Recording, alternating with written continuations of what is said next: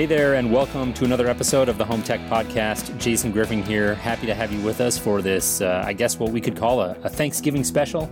I am joined, as always, by my partner, Seth Johnson. Seth, how's it going? Oh, stuffed. I'm stuffed. Full of mashed potatoes. It's that tryptophan. Yeah. That's I'll it. fall asleep in like 10 minutes here, so it's going to be a short show. Yeah, we're going to run through it quick. This is a busy time of year for both of us. I know you've got your first baby coming here. We were just talking about that before we recorded. Remind us, what's the due date? December 20. So right around the corner. Any day now, really. I mean, you never know. That's so exciting. Yep. I know I'm happy for you, and I know our listeners are as well. So we're definitely excited for that. But yeah, the holiday season is definitely here in full effect. I'm sure a lot of our listeners are traveling, probably listening to this podcast and out, doing the holiday shopping and all that. So we did want to put out a show this week and just catch up. I know there's a lot going on in terms of the holiday shopping season with technology in particular. And that's always a big deal and a fun thing for us to get together and chat about this time of year. Yeah. There's plenty going on. There's a lot of like really cool products that have been introduced this year, especially in the Wi-Fi realm. The under what around like $200 or $300, you can get a really, really, really good Wi-Fi system. Yeah. Comparatively speaking, I mean, and then of course the big news this last week was Apple has basically pulled out of the Wi-Fi router business, and they're not going to be doing the Apple AirPorts anymore.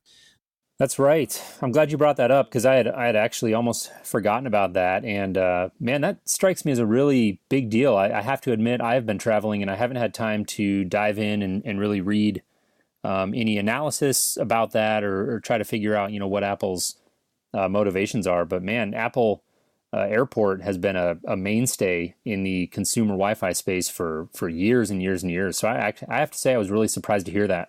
Yeah, I don't know what their end goals are. I mean, but maybe they just didn't want to redesign it again and kind of compete with all these, decent, like you go with Ubiquiti, you've got Eero, you've got Luma. There's a number of these products out there that are competing with the price point of an Airport Extreme that work just so much better because they're mesh networking technologies. And I can imagine Apple said, well, these guys are. When I remember when they introduced the AirPorts and they said, we really have to have a good, solid enterprise grade router in the house. And if you look back historically and say what was there at the time, it was like the WRT routers, the blue ones, the Linksys ones that were just garbage. And then you had stuff that was worse than that. And then Apple came out with a $200 Airport Extreme, and it was great. I mean, it really did work well for everything you needed it to do. But I think the companies have kind of leapfrogged Apple, and there's really no reason to be using an Airport Extreme at this point. I think they can probably be retired. They're still good, but every 2 or 3 years, you probably do need to rotate out your router for something better. They do wear out.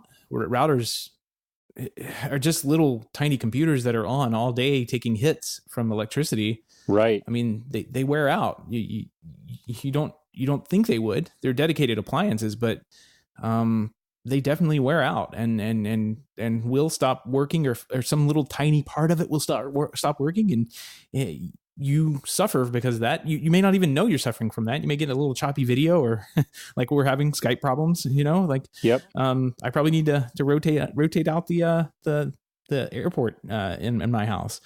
Yeah, might be time. Yeah. Might be time. There's plenty of stuff out there that I can use. So.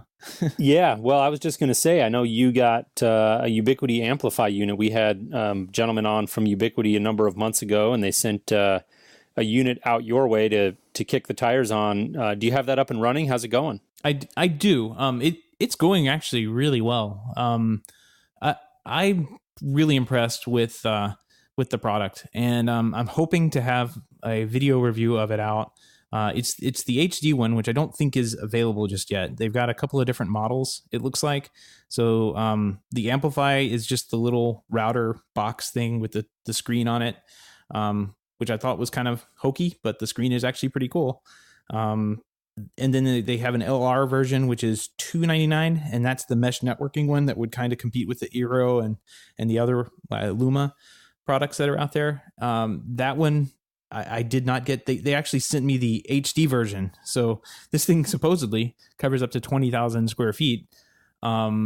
20,000? 20,000. I'm nowhere near that in my house. Wow. I'm not even like 10% of that, I guess, or whatever it is. So hopefully in a 1,600 square foot house, we'll be able to get some decent performance out of it. And I am so far. I've been pretty impressed with what it can do. 20,000 though, not 2,000. Yeah. It's a 20,000 square foot is what it says it can do. I don't have a 20,000 square foot home I can test it in. I used to. Maybe someone listening does. You can take it over there. And I actually know where there's a 24,000 square foot home in the area. But I don't have access to it anymore, unfortunately. Oh man. Well, yeah, the Wi-Fi category is definitely exploding. I did a piece for Residential Systems talking about that just this week, and it's definitely a big one. I can think of a handful of those that are out there recently. You mentioned a couple. I know we just recently had Ram Malasani, I hope I'm saying that correctly, from Securify. They've got the Almond 3 out now. They've been doing the the touch screen on the router. That was kind of their initial claim to fame there, but they've been doing that for quite a while. And the Almond 3 just came out. That's a pretty neat looking product, and I know that's one that's actually kind of on my list. I think you have a lot of choices now when it comes to putting together a nice mesh Wi-Fi system. I think one of the things that they're doing that's really smart, and we've talked about it, and I think I'm probably at risk of sounding like a fanboy here. I've been sort of raving about it since we had them on, but I just think they've put together such a smart feature set with the Almond 3. And the thing that really is compelling to me is that, we just bought a home a few months ago and it doesn't have a security system. And I'm just a little bit hesitant to pay for a monthly monitoring from a company like ADT. And so I'm considering the self-monitoring route, the fact that they've built that sort of functionality into the Almond 3, which is a product that I need anyways on its own merits as a Wi-Fi system, to me was a very smart move and pretty compelling. And so I'm looking pretty hard at that one. And I know, actually got a call from my dad who listens to the show occasionally, I'm happy to say. And they've got about 5,000-6,000 square foot house down in Arizona. And they've been having a lot of battles with Wi-Fi dead spots there. And he heard the show and was very interested as well. So there is, some consumer awareness raising up around these mesh Wi-Fi solutions. And I think they offer a great opportunity. And so anybody out there kind of thinking about holiday gifts or, that sort of thing for friends or family, definitely Wi-Fi, a mesh system now is actually something you can talk about, whereas these things used to cost, thousands of dollars. Right. Yeah, it's hard to go wrong with them. I mean, the Eero is getting really good reviews out there these days. I think Ubiquiti would probably get just as good reviews if you could get their product. It seems like they have like a pretty low stock on it everywhere, which is kind of tough. I understand it's hard to ship product that's kind of popular, but if it's not there, people aren't going to be able to buy it. They're going to find the competitor and go that direction. So right. Yeah. I think it's even with that Almond, and it's really hard to go because I mean that's what $150 for the Almond 3, and then you can just get another one and make a Wi-Fi mesh network out of those. So that's a pretty good setup that you can get out of it with the self-monitored security thing. I also am looking for a self-monitored / security system, and I was looking at the Lowe's Iris system this last week. And if you've already got the Wi-Fi thing taken care of, for about that $150 mark, you could actually get a decent self-monitored security system through Lowe's, which I thought was pretty cool. Like I think the hub is $50 or $60, and then the security kit was about $100. So yeah, there's options out there. Yeah, the Iris is kind of one of those players that's really been around, I think, since we started the show, almost at least, which was about 2.5 years ago. They were one of the hubs that came out in that big push that when, all of them were sort of coming out with hubs. You had Staples and Smart Things and Lowe's, and everybody all around kind of that same time was coming out. Lowe's has been there, and they've been, slow and steady. I think I don't see a lot of splashy headlines with the Lowe's Iris Hub, although we do, of course, see headlines occasionally. I do feel like they've been one that's just been consistent. And when I do hear things about that hub, they generally tend to be good. So that's, I think, another great option. I think that the self-monitored security solutions are such a powerful option for consumers. Security is definitely a very big driver for people looking to get into the smart home for the first time. And so I think any company that's positioned to take advantage of that's going to be in a pretty good place. Yeah, and another option you have that's on sale right now is actually the Canary. I think they were $199. They dropped to $179, and now they're $150 for the holiday. And that's basically a little camera thing. I've got one. I stuck it in my house, and my wife does not like the camera aspect of it. So I stuck it out in the garage, and it seems to like living out there. I get little notifications if something goes on in the garage between certain hours, and I can go back and review the video. I don't have to pay monthly for it, as long as I go and look at the video within that 24-hour span that they keep it. But I've been pretty happy with it. It does what it really needs to do for me, and gives me a little view and window into my garage when, it's kind of part of the house, but it's separated enough. I wouldn't know if somebody went in there, and we do have problems in the neighborhood. The little reported things that you get from the neighbors where, somebody down the street left their garage open and somebody walked in and took some tools or whatever. That seems to happen quite a bit around here. And, having the camera in there, I might be able to catch whoever came in and did that if I was to leave the door open and weren't around. So it's there. A little bit of extra security for $150. Not bad. Yeah, it's a nice little device. And I think $150 is a pretty compelling price point. I'd be curious. I know you live down in Florida where the weather is pretty consistent. I just don't think it wouldn't be ideal, but I just wonder how it would stand up to somebody like myself living in Denver. In the winter, the garage is obviously pretty cold. And in fairness, obviously the Canary's not meant to be outside. It's good you're able to get that use out of it, but it does call to mind that they did come out with some outdoor cameras. So if they did, they do have. Go ahead. As I say, if you don't need the indoor aspect of it, you can get the little outdoor cameras that they have, and they look up the stick up cams that Ring has, and I even think they had like Canary Flex. Yeah. So yeah, that may be an option for you. So yeah, the Canary Flex, I think that is a smart product. I don't know that there's any specials on that for the holiday season that I've seen anyways. It's about a $200 device, but that is one area, what I was getting to by saying that was basically a long way of getting to the fact that I think outdoor cameras are really an area where there's probably still quite a bit of unmet demand. The Canary Flex, Nest has their outdoor camera that they just came out with. And then obviously from there, you've got more like professionally installed hardwired solutions. There are plenty of those, but just kind of a straight do-it-yourself outdoor camera option. Not a lot of them out there. I think the Canary Flex, to me, if I was looking in that realm, or if I knew somebody who was and I was looking to get them, something nice for the holidays, that would probably be the one I would choose. I like the fact that they engineered that one with some flexibility. So it has the option to be battery powered, or you can hardwire it to power it that way. And so I think that's a nice bit of flexibility. The Nest one we've talked about before, not going to spend a bunch of time going into it, but I think the, from a software perspective, I've got a couple drop cams at home and I love the Nest app. I think they've done a beautiful job with that, but from a hardware perspective, that outdoor camera to me was just kind of a miss. That power cord is just too much to deal with and too easy to tamper with for, a would-be intruder or something like that. And so hopefully they'll come out with a better option there. I think their software is really solid.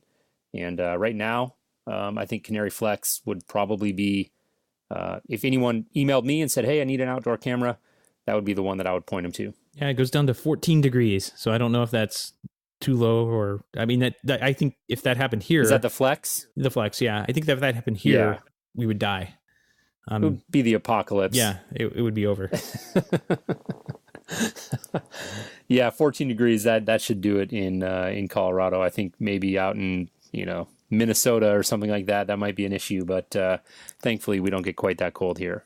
Yep, I have to watch the other side of that, the 122 degrees, which sometimes it feels like it's that hot, but it's really never over 90 or here because of the sea breeze we have. So It's kind of nice. Yep.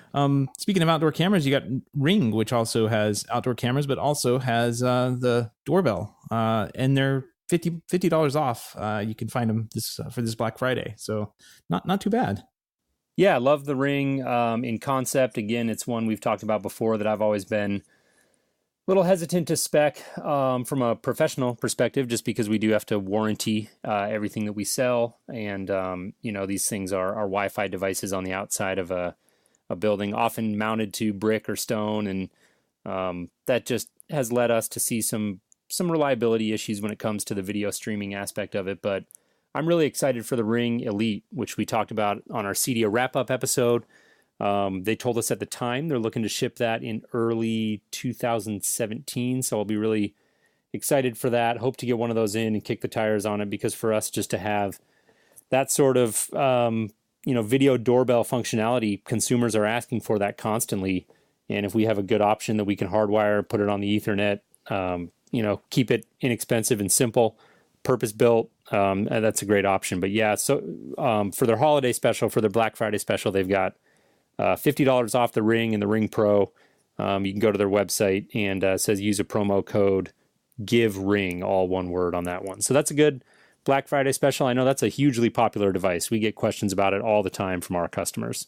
Yep. And I have pretty much wrapped up the Control 4 driver for it, for just the events, not the awesome video portion of it. We're not doing the video. We're just doing like the ring and the motion detection on it, which is cool. I mean, it's really all I need, because the app honestly does a great job of handling the video and all of the history and events that happen. Yep. Like I can go back and look on the app. I don't really need to have that in my Control 4 app, but being able to automate and do fun things off of the doorbell press, or if it detects motion at night, it can turn on some outdoor lighting. I think that's all you need. Yep, it extends the feature sets that it can do. So I'm real excited about it, and hopefully we'll have that shipping shortly. Yep, definitely. Well, yeah, like I said, I've got a couple of drop cams at home. Get a ton of use out of those. I'm really a big fan of them. I've had them for a number of years. I know that the Nest Cam, which is basically kind of a souped up, upgraded version of the drop cam after they acquired the company, is also Black Friday special. So it looks like $150 down from $200 at Walmart and Target. So definitely some good deals to be had in that sort of security and home monitoring space for sure. Yep, definitely. So let's talk about voice control, because there's a lot of good deals and really cool product that you can get. I mean, Echo, Google Home, these are great, and they're offering for less now, of course this holiday, but through the holiday season you can pick these up for a couple bucks less. Yeah, I'm curious to hear your thoughts on this, because I know you've got an Echo at home, and so you've got some direct experience. This is a category that I need to roll up my sleeves and get implemented here in my home personally. I think it's just a fun technology and very handy and worth investing a little bit of money into. So I'm looking at those. I'm just a little bit torn, and I think a lot of consumers are in the same place I am right now, where it's like Google Home and Echo, those really are the front runners. Echo, I know, is doing some Black Friday stuff. I think what I saw, looking at my notes here, $180 down to $140. So the main, the big Echo, the main one they have is $140, which is down from $180. Echo Dot, $10 off. So you can get those now. The Echo Dot for $40. And then I think the Echo Tap was on sale, but I don't know that one is really all that compelling to me. So interested in those. And then you've got Google Home, which I think they're going to bump that price up to $129 at some point, but right now $99 for that one, which, so you're basically Google Home versus the original Echo. That would be your closest apples to apples comparison, clearly. And so you're looking at about $100 for Google Home, about $140 for Echo. I don't know. Which one would you do, Seth? I would say right now, Amazon's still the place to be. Yeah. Google Home doesn't have an API. It doesn't really integrate with anything other than the launch partners that they announced with. And even there, it's limited. They're just getting started with the product. So even, I mean, you can save that $30, or you can invest into something that actually ships with some working stuff right now. And I'd say the Echo is the way to go. Either the Dot, or the Dot, from what I hear, doesn't have like really all that great voice recognition. So like getting the big tube Echo thing, that's really the one you want to get if you want it to perform really well. But the Dot works just as well too. I mean, it's just not as good. It still will integrate and do all the cool services and home automation stuff that you may want to do with it. So I would say Echo at this point. I've been living and using it, and it's kind of, I don't use anything to do with home automation on it, believe it or not. I still haven't connected it to my Control4 system, which would be probably the easiest thing for me to do. But I yell at it every day and say, hey, give me the news. And it kind of does this little rundown. Tom Merritt over there on the Daily Tech News Show has a little skill, or I don't even know what it's called, that you can add in. And I get a decent amount of tech news from it, right after BBC News. So it's pretty cool. I like it. And I would definitely recommend going that route. One big thing, we did order these Google Homes for work, and we got them in, and then figured out that you can't actually connect them to what Google is calling now G Suite, which is Google Apps, which is pretty much all of your work data and all your work calendars and your entire work life. So useless. Yeah. We sent them back instantly. Yeah, that's crazy. I went on Mike Wolf's show, for listeners who may not be familiar, the Smart Home Show. Great podcast. And Mike had me on last week. That show just went live, I think, a couple of days ago. And we were having the same conversation, and he was talking about Google Home and mentioned the fact that it does not tie into any of your data if you use Google Apps. So like we use Google Apps to run the HomeTech podcast, for example. And so anything on our HomeTech.fm calendars would not be accessible from the Google Home. And I was really surprised to hear that. It's insane. I have to say that was something I did not expect. Was glad that came up. It definitely will affect my decision. And I have to imagine that's something that Google will move pretty quickly to address. But will they? I mean, they don't have the history of dedicating, things to their products like this. So that's true. It just makes me nervous that something as simple, I don't want to say it's simple, but something as straightforward as integrating your work life and your home life into this Google Assistant, it should be able to be done. And it just seems like a huge miss. So, maybe they'll do it. If we look back in like 6 months and they don't have it done, then I would not have a favorable forecast for the Google Home. So Echo, pick one up. Well, hey, that's good. So you're definitely on the Echo side of the fence. And I think that's kind of where I was leaning anyways. We'll see. We're kind of getting through the holiday season here and not looking to make any purchases ourselves for at least a couple of months till the dust settles there. And so I've got a little bit of time to see how things shake out. But I think the voice control is a fun technology and something I'm definitely looking to get implemented. One of the other main things that I want to start doing in the home that we just bought a few months ago is some lighting control. And, we're mainly going to go down the Lutron road, I'm sure, with that. But I did see that the Philips Hue starter kit is $120 for Black Friday. And so that's down from $180. And that basically gets you I think they call it a bridge. It's like their little hub. And 3 of the Philips Hue light bulbs. And I know that's a hugely popular product. It's integrated with just about everything out there I can think of. It's one of the staples that these connected products come to market with, that integration. Amazon Echo has it. I believe Google Home has it. And pretty much every control company out there is looking to Philips Hue. So they've got a very big install footprint, really popular product, and $120 gets it a little more compelling, but that's still, it's a lot of money. Like, I hate to say it because we come from that professional space where $120 for any sort of lighting control system is, pennies. But for a consumer and for myself, when I'm in that position, $120 essentially for like 3 light bulbs is a lot of money. And so it's an investment, but I think a pretty cool looking product.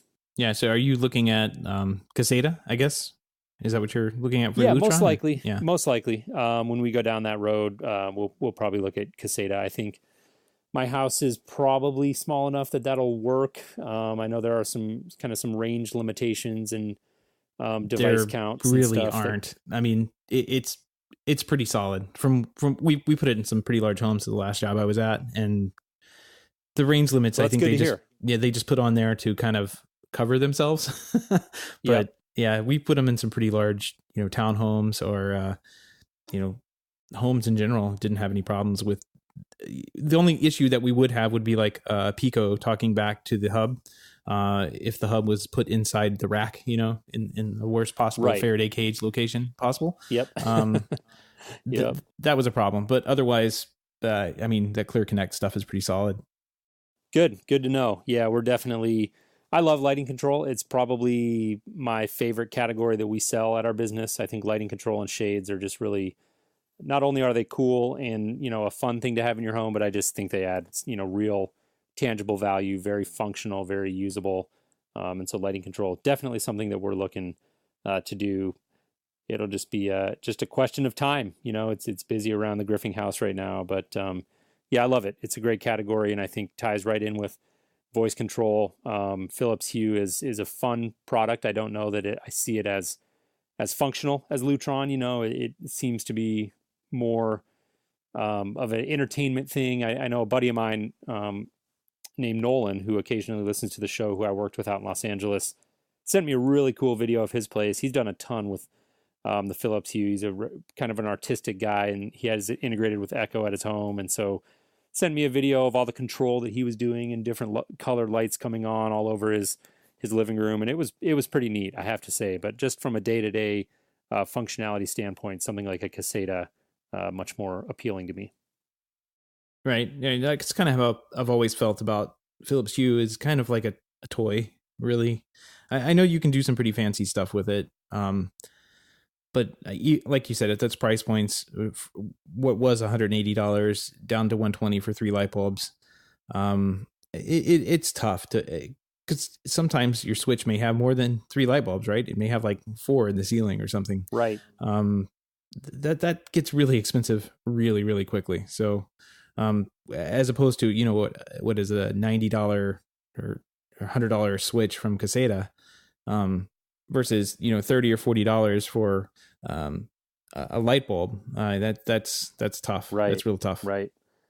Well, speaking of expensive, Seth, I know this is one you're going to jump on right away. The Samsung Family Hub refrigerator. It's only $4,000 now, down from $6,000.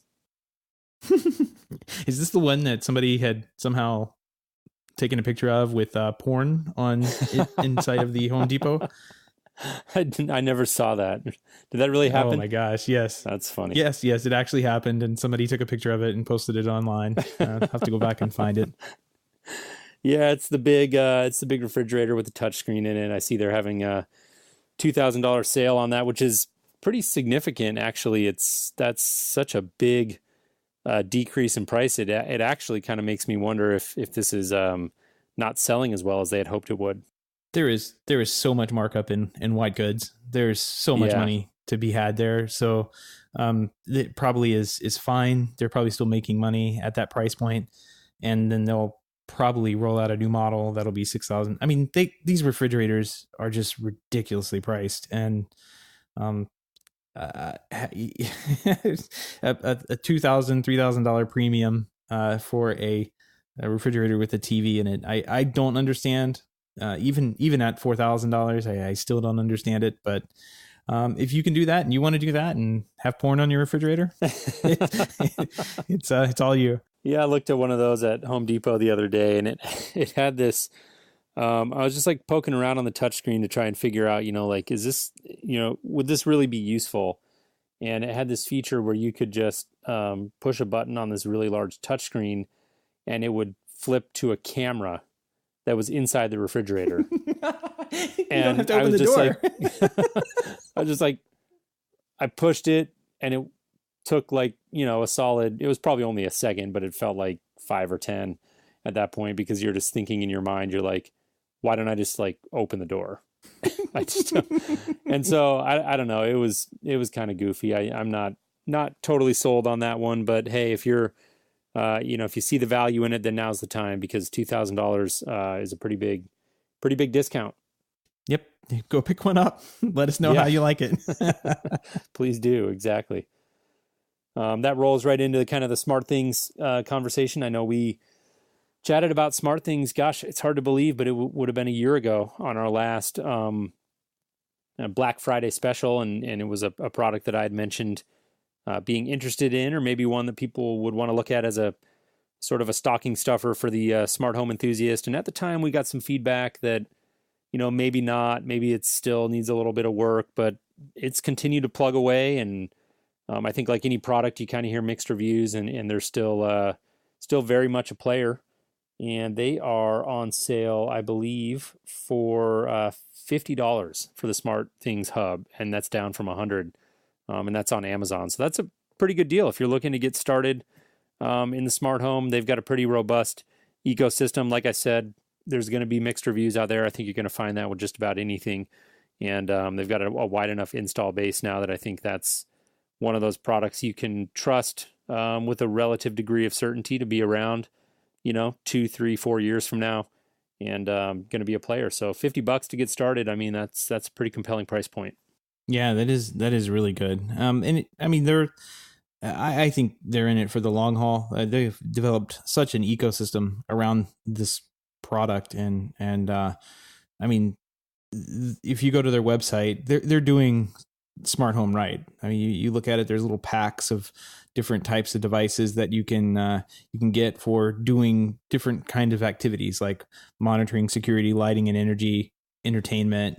I mean, it's smart, smart things. It's smart how they're actually selling it and putting it together online for people to see how they're doing. So, yeah, I think you and I have always been bullish on smart things as a product. But I think the feedback we've gotten over the years has been kind of like a wait and see. I tried this out; it doesn't work as well as it it looks like it works, but I'm curious here as we're coming up onto the end of another year, how well, if anybody is using smart things, let us know, because it certainly does look like a compelling product. It looks like a compelling ecosystem for somebody who is, interested in getting started, because it's not like completely smart things oriented. Like you're not getting, I'm thinking of Apple HomeKit, of course, like where you're buying a product that is HomeKit compliant, but it's not necessarily going to work with smart things. If you buy sensors and light switches and that kind of thing for your smart things, it could be like a Z-Wave switch, right? So Right. It's going to work with something Right. else if you don't like your smart thing set up. So I think it's a good, to me, it looks like a good ecosystem to at least dip your toe in and dabble, see if you like dealing with any of this stuff that adds frustration to your life. And if it doesn't add frustration to your life, hey, there you go. Right. Even better. You got it. Well, speaking of smart things, something that I've never really seen intelligence built into in my hands-on experience, but it seems to be like I was looking around and it's like this exploding category. I had no idea. Not cell phones. Robot vacuums. They seem to be everywhere. I was searching around for, kind of home technology Black Friday specials, and there are way more of these things out there than I realized. And I have to say, I have no experience with them. I would be curious to know if anybody listening does, reach out to us. Probably on Twitter is the best way, at HomeTech Podcast. And let me know. I feel like I missed the boat on this, but we still do it the old fashioned way. We break out the vacuum on Sunday afternoon and go to town. So maybe I'm doing it wrong. Well, you might be, Jason. I don't know. Well, I can tell you somebody who has owned one of those iRobot thingies for probably 6 years. I've used it maybe twice, and other times, the house actually gets vacuumed using a real vacuum cleaner that does a real good job. I've never been impressed with the iRobot, at least the one that I have, and it kind of scoots across the floor and maybe kind of moves dust around and does get clogged up quite a bit. But the biggest problem I had with it it seems to pick up dust, but it also, like, there's maintenance involved. Like, when you have a vacuum cleaner, the maintenance you have is basically change out the bag when it, gets too full, right? This thing, you have to empty it every time, and you have to get in there and clean all the dust out from the sprockets, and get the hair out of between the roller and everything. And it's like, if you don't do that, maybe 2 or 3 times, it's not performing well. It's not performing very well. It's just kind of like more work goes into cleaning this little thing than it actually saves me time, like sticking on the floor. Would be just to like vacuum the floor. Right. And yeah, I don't know. I mean, it just depends on who you are and how much dust you have in your house, I guess. But, we had a cat at the time, and it was kind of a nightmare. So, the new ones now, the Nito brand that's out there, looks really interesting, because unlike unlike iRobot, which is kind of like rolls across the floor and bumps into something and then kind of changes a random direction and goes off in another direction. Like, this actually maps out your floor. It's got a computer inside of it. It maps out the floor plan. It does really smart things around, like, going through and vacuuming. So if it does a better job of cleaning the floor, where they don't have to, like, after the robot goes, I have to go and use the real vacuum to clean up the stuff that the robot randomly missed. Like, that might be something I would look at. And it has like an app and an API. So we're actually looking at writing a Control 4 driver for it. How funny. Yeah. So it's funny you were looking at these, and then I've been looking at them too for work. And it's like, what can we do to make these things work with the automation system? Yeah. I mean, I just kind of backed into it. Like I said, it wasn't something I was really actually looking for, but, gosh, I just see them everywhere, and they're not cheap. No. I think one of them I saw was like $800.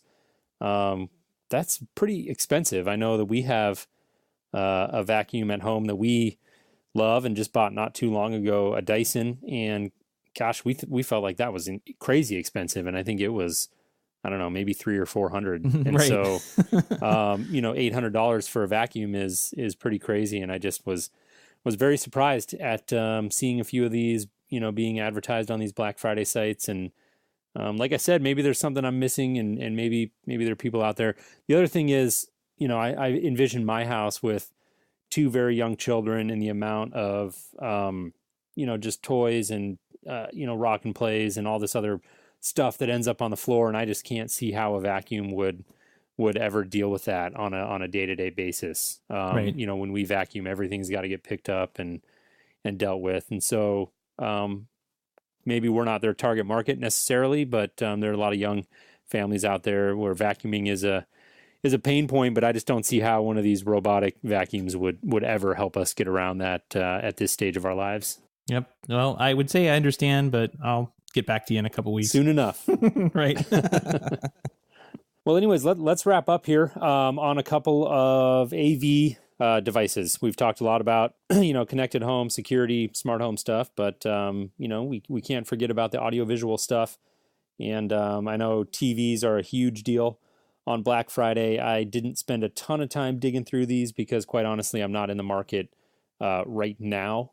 But if I was, I dug up a couple that I thought were pretty good deals. I have to say they're going to be on the higher side on the Black Friday spectrum. I know a lot of people are looking for TVs this time of year, $600-$700. There are some screaming deals to be had out there for very, very cheap TVs. That I totally get, but I was looking for, a couple of models that I felt like were very high quality TVs for really a pretty bargain price point. One of them I came across was an LG 55-inch, the B6 OLED, and that is now being sold for $1,800, and so that's down from an original MSRP of $4,000. Wow! And so, $1,800 still quite a bit of money for a 55-inch TV, which is the name of the game when it comes to OLED right now. It's a great technology, makes a beautiful TV, but still relatively expensive compared to LED. But $1,800 for this 55-inch, if you've got the money,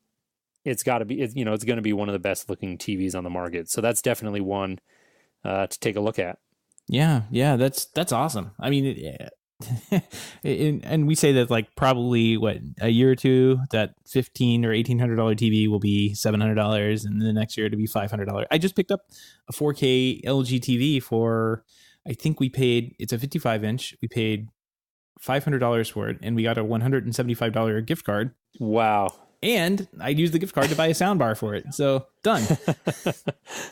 You're all set. Yeah. Yeah, it's crazy. I mean, TVs really are a commodity now. And, we totally get that in our business, and we allow, our customers, I say that term advisedly. We in a lot of instances, we'll say, encourage them almost to just go out and shop for TVs. We're happy to provide them as a convenience, but we understand, the market for those. And, for some people, $500-$600, you go out and buy a pretty decent LED 4K TV nowadays, which is crazy to say, but you can do that. And, that'll be plenty good. I think that, if you want to step up into sort of the next tier up in terms of a quality TV, versus those real budget driven ones, Sony to me is where it's at. The Sony LED TVs are great. The 850D is kind of our go-to, that we recommend for people who are looking for a really good TV that they're gonna love and be able to use for a number of years without breaking the bank. And the Sony 850D is where we go with that. And I did see the 65-inch available now for $13.99, and that's down from $17.99. So again, a couple of TVs I found there that on the Black Friday spectrum and what most people are looking for and thinking about this time of year, these are going to be up at the high end of that spectrum. But for the quality of TV that you're getting, these are some pretty compelling price points. Yeah, for 65-inch, what is it, 850D? I mean, the 850 series on Sony's, it's awesome. I mean, for that price, I'm just blown away for a 65-inch TV anyway. That's a great deal. That really is.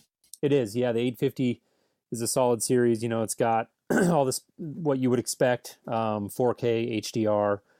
It's an edge-lit TV, so it's pretty thin. Does a good job with backlighting and getting those black levels and very bright.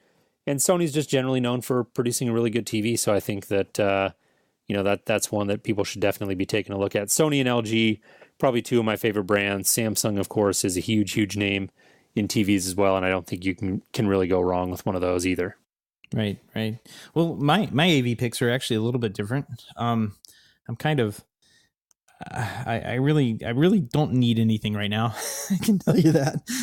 I've got pretty much everything wrapped up other than maybe a subwoofer for the Sonos system. But if I were looking at anything, this is usually the time of year we go out and we buy like a new PlayStation or something, that I will never play for the next 5 years. So the PlayStation 4s, there's actually some pretty good deals out there. I know my wife found at Kohl's, they're going to be giving a PlayStation 4. I don't even know what the model numbers or anything, but it'll be $250 and you get a $75 gift card, after that. So wow, not terrible. But this is generally the time of the year that we go out, and we actually bought our PlayStation 3 on Black Friday just because, and I played a couple games on it, but I'm not a very big gamer. But I do, what I kind of want to dip my toe in one of these days is this VR thing that's hitting, and PlayStation has the little PlayStation VR for $500. I'm curious enough about that to kind of want one, I'm with you. Yeah. It's such a fringe, it feels like a fringe technology, but everybody who uses it says once you use it once, you understand why people are flipping out about this thing. So I'm pretty curious about it. I kind of want to get my hands on one, and see how well it works. I don't know how much, I'm not a very big gamer, but so I don't know how much I want to sink into it, but PlayStation, we usually have a PlayStation laying around the house for all the games that we have, and we could come to play one day if we're sitting around being bored. But if they have the little add-on for $500, maybe one day I'll pick that one up too when it drops in price for a Black Friday special. Yeah. No, that's a great call. I was never a huge gamer myself, but I did go through a number of years there where I did get into doing some of it, really kind of the Call of Duty Battlefield type of thing. And it's a lot of fun. I did enjoy it. It just became a time thing. And someday I would like to get back into it. I thought it was a fun thing to do. And I do think I'm with you. The VR thing to me looks fascinating. So I'm really interested to see where that goes. But yeah, well, let's just kind of wrap this show up here. I think a lot of people are going to be out shopping this year, and we'd love to hear what people are interested in. We put this show together, but we'd love to hear some feedback from our listeners in terms of what you're going out and getting excited about this holiday season. So we'd encourage you to stop by our website. HomeTech.fm/feedback would be a great way to get a hold of us. And you can also do that on Twitter at HomeTech Podcast. We would definitely love to hear from you. Yep. And if you snag something up, find a good deal on something, let us know too. We'd be more than happy to share that with everybody out there, because we're looking for deals this kind of time of year. Absolutely.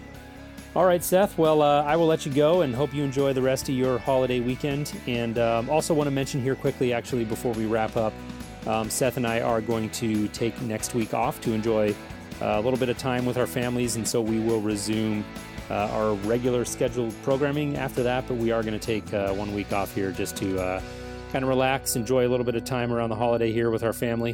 And we'll look forward to reconvening the show here in a couple of weeks. Yep. Sounds good. All right. Thanks, Seth. Enjoy your weekend. Have a good one, Jason.